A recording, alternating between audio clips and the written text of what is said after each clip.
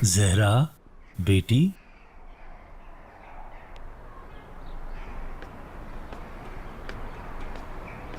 जहरा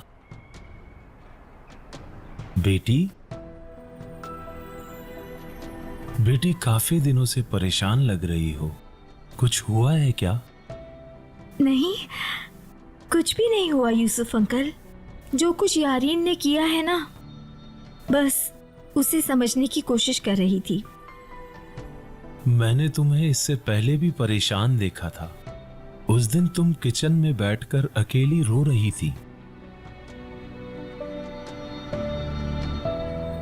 बेटी, शायद तुम मसरूफ हो।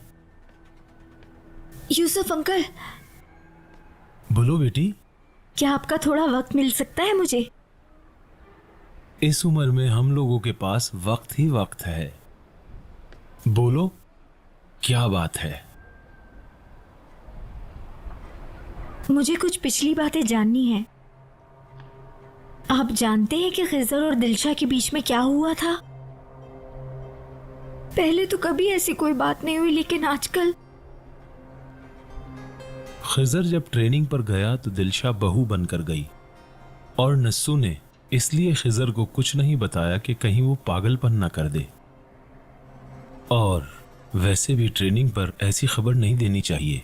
मुझे आप बस ये बताइए कि दिलशा उनके घर बहू बनकर क्यों गई थी? नहीं, मुझे मालूम नहीं। तुम दिलशा के बारे में क्यों पूछ रही हो?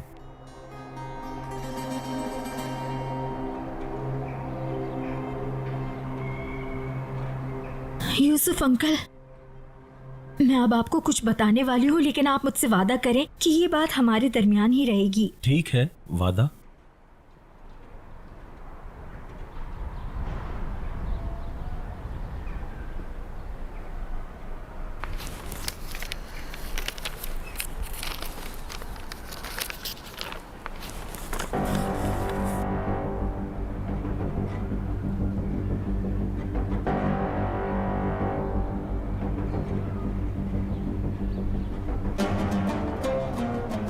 जानती हूँ आपको क्या पूछना है। उससे पहले ही आपको बता देती हूँ, रेहान खिजर की सगी बेटी नहीं है। आपको कैसे पता? ये बात तो सिर्फ हम लोग जानते हैं। क्या बाबा ने बताया आपको? अगर आप सब कुछ जानते हैं अंकल यूसुफ, तो अब मुझे ये बताइए कि मुझे क्या करना चाहिए। मैं खिजर को ये खत देना चाहती हूँ। उसका हक है कि वो ये बात जाने। इस बोझ को मैं अब और नहीं उठा सकती हूँ। मैं खिजर को ये खत देना चाहती हूँ। उसका हक है कि वो ये बात जाने। मैं तुम्हारी कैफियत समझ सकता हूँ बेटी।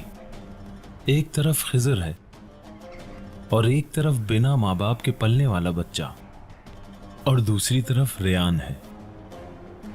लेकिन उससे पहले तुम्हें यह मालूम करना होगा कि यह खत सच है या झूठ पर मबनी। आप ठीक कह रहे हैं यूसुफ अंकल। अगर ये खत सच हुआ तो हम सबकी जिंदगी बदल जाएगी। इस खत से रेहान को पता लग जाएगा कि खिजर उसका बाप नहीं है, और मीरान समझ जाएगा कि खिजर ही उसका बाप है। अब तुम जान गई हो तुम्हें क्या करना है बेटी। पहले तो तुम ये पता लगाओ कि ये खत असली है या नहीं। मैं कैसे पता लगाऊं?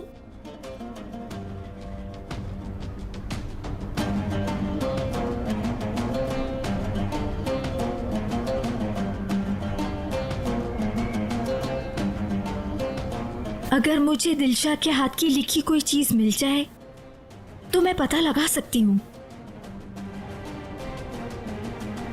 यकीनन ऐसा करने से पता लगेगा